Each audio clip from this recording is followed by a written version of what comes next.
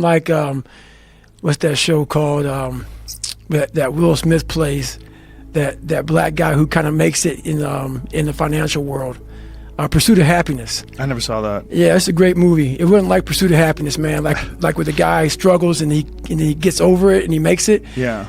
I fell on my ass. I thought I got to the top of Mount Everest, and Mount Everest just fucking slide right underneath me, man. I was like, God, dog, I gotta start from scratch again. Scratch became my friend, literally, man. So, that's how you put in the book, man. Just going up, going down, going up. Just the real raw version of how my life was. It was so in depth to go back through your life with a fine tooth comb that I almost got embarrassed to even put it out there to people. Yeah. That's what you don't understand, man. Like, even me right now to talk to you, I'm in the car for a fucking hour getting pumped up because I'm a shy, introverted, leave me alone type of guy.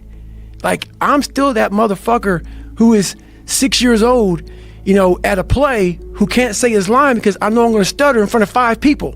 So I walk off the stage. That's still me. So every day I'm fighting that dude. So people think, oh my God, man, you're on a podcast, you look so crazy, so evil. No, I'm trying to be locked into Joe. So my mind isn't veer off saying, let's run out the damn door because people are watching me on the fucking podcast. I want to open this damn door and get the hell out of here, man. So that's the real me. So I'm not sadistic, man. I'm focused on what I have to do to stay locked into the game of life.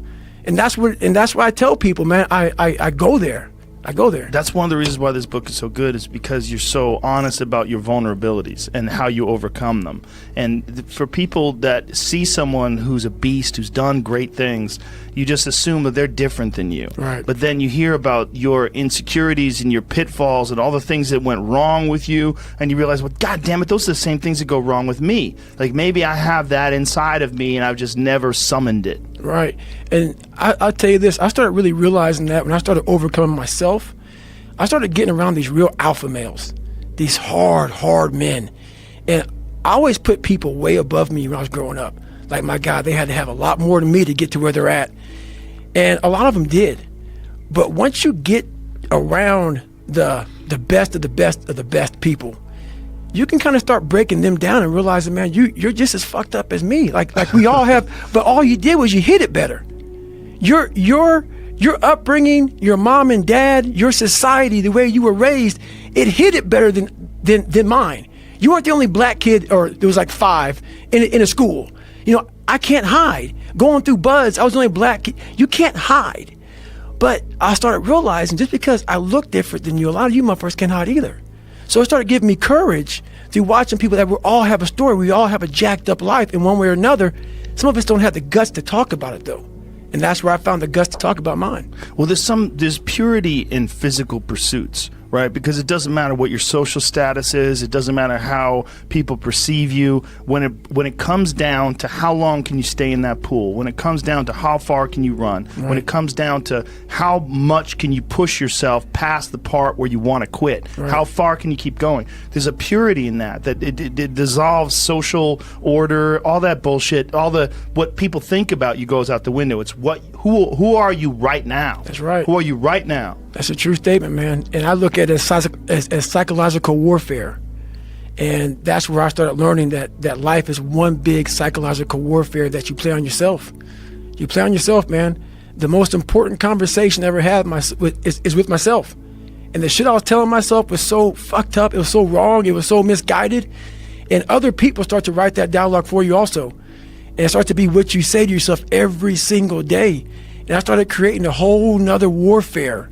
A whole nother battle started becoming. I was like, oh, hang on a second, Goggins. You have these tools. You have these tools. Your life was basically the perfect grounds for training for where you need to go in your life. All the beatings, all the bullying, all the, you going through learning disabilities, all the struggles. It was the absolute perfect training ground for you to go to where you need to go. And that's how I started looking at my life versus woe is me, poopy pants, kick a rock down the street mentality.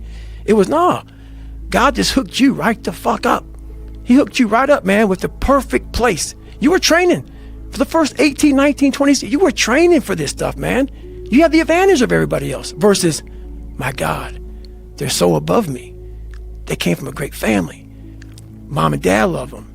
They didn't have to learn, they didn't stutter, they didn't struggle. No, man, your struggle is what made you who you are now.